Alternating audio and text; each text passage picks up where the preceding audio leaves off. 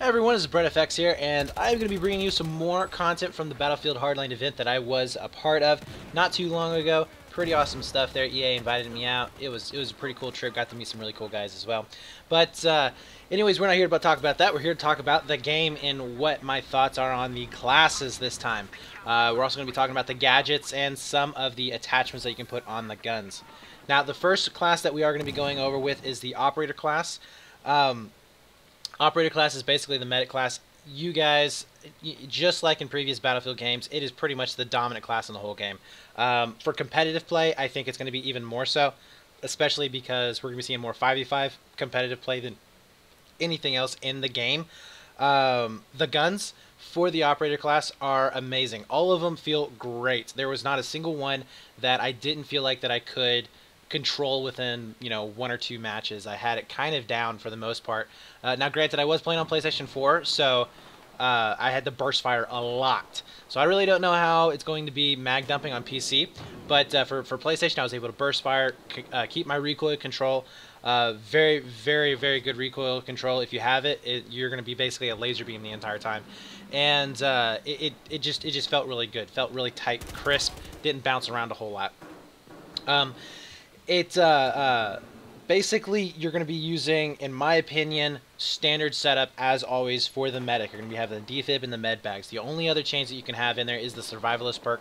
They have taken away the grenade launcher or the noob tube, whatever you want to call it, and that is now onto a different class. But the survivalist perk, which is the only real difference in this particular class, is the ability to revive yourself after you die from an explosion.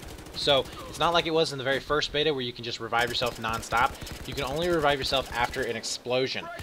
So again, I don't really see that being a valid slot to take. Giving up a med pack or a defibrillator, especially if you're in a round-based mode where your life just, counts even more so than it did or it would in a respawn mode like Heist or Blood Money. But they do get access to the gas mask, grapple hook, zipline, and stunt driver. All classes get access to those particular perks. I don't see the zipline being used in competitive at all. Stunt driver, stunt driver I could see being used if they allow RPGs, but if they don't allow RPGs, obviously that's not going to be there. And then the grapple hooks and gas masks are the two that I think is really going to be interesting. Gas mask will allow you to go through gas grenades without taking any damage. You don't get any hit markers on the opponent's screen, so they don't even know that you're running through a gas grenade.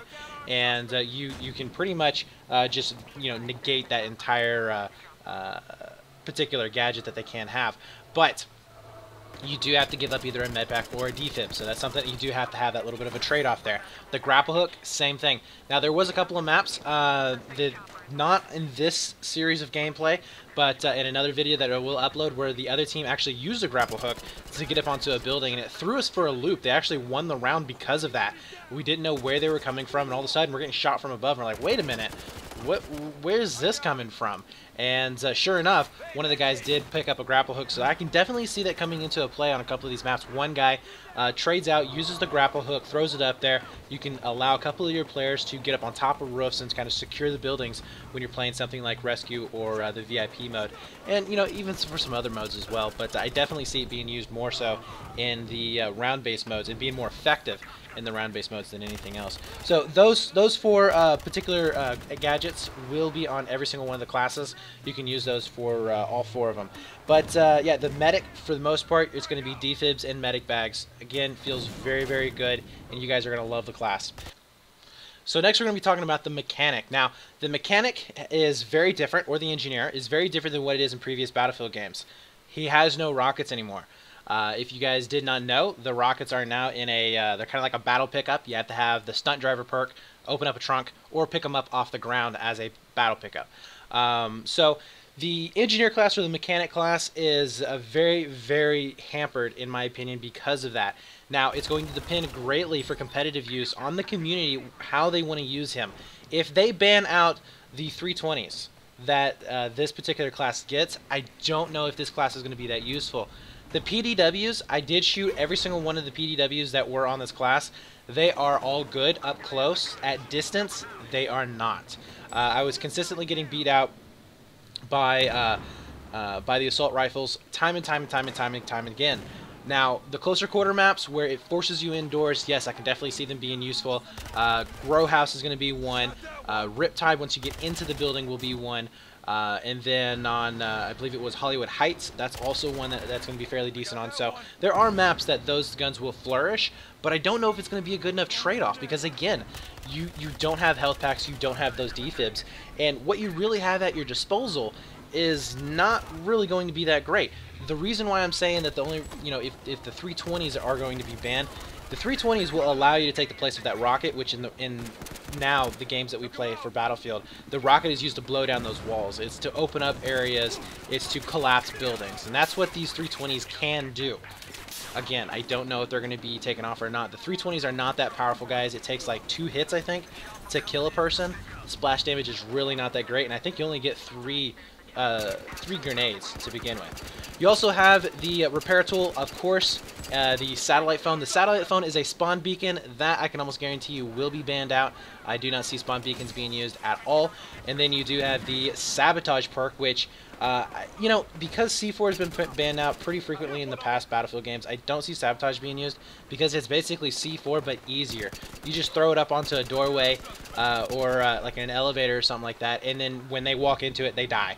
Like, you don't even have to be there to set it off. So I don't think that the sabotage perk or the sabotage gadget will be used in competitive play. Will be interesting to see in some test cups, but I don't know. I think that the majority of the people will end up banning that out. And then the last one is the armor insert. Obviously, the armor insert offers just a little bit more protection for you and makes you take a little bit more damage to allow you to run around and do some cool stuff. The pistols that you get with this class are different than the other ones. You do get a Magnum where you get the revolvers. The Magnum feels amazing, dude. I love the Magnum. I shot it quite a bit. Didn't get as much footage of it as I wanted to, but it is a really good feeling Magnum. It reminds me a lot of the Battlefield 3 Magnum and how snappy and crisp it is.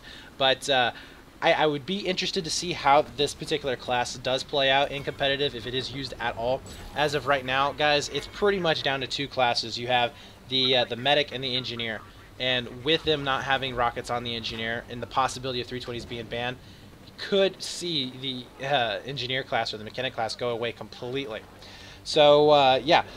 Next class, we are going to be talking about the Enforcer. The Enforcer is basically the support class in previous Battlefields. So the support class, or the Enforcer, does have ammo, but he's limited with his guns. He has shotguns and he has heavy rifles, or heavy assault rifles. The heavy assault rifles have an amazing amount of recoil. I have some footage in here on this particular video you guys will see. It is ridiculous. Now, I was on PlayStation again, so the recoil I couldn't really control all that well, but I will say this, it was better for me to go on single fire and just tap it than it was to try and go full auto. It is really ridiculous, and the rate of fire is very low as well. So I think that mainly it's going to be used for shotguns. Now, this class is going to be, I think, the most controversial class in the game, because the shotguns are really good in hardline. I mean, to be honest with you, I mean, you can get some really good range with the shotties. But what's really going to be interesting is, are they going to be allowed? Previous Battlefields, shotguns have been frowned upon quite a bit. In fact, Battlefield 4 shotguns are banned. So if we do see shotguns allowed in this particular game, this class has some very interesting points to it that I would like to explore. And that is going to be relying on the ballistic shield. And you may be like, well, Brett, who cares about the ballistic shield? You know, I throw a grenade at your feet, I shoot your feet, whatever it may be. Who wants that? Well, in a mode like Rescue, where you're going to have to take an objective and run away, basically away from your enemy, to try and take it back to your own point, or even on, was it like a Blood Money or Heist, when you have to take those objectives to a certain point, you have an amazing amount of cover on your back right there. I found it incredibly frustrating while a guy was running away from me with a ballistic shield on. It was hard to shoot them. And the thing is that even if you are shooting them in the back, they know what's going on. They can take cover really fast. They can have their teammates turn around, take you out, whatever it may be. So that ballistic shield offers just a little bit of extra protection there, and kind of changes the way that you can play in certain aspects of the game. I can also see it being used in very tight quarters as a somewhat of a kind of like a distraction. You run into a room with that ballistic shield, your guys are behind you, throw a couple of flashbangs in there, and he soaks up a lot of that initial bullet damage, maybe even the nade damage, and lets you guys kind of come in back behind him and finish off whatever's left in that room. So that right there is going to be really interesting.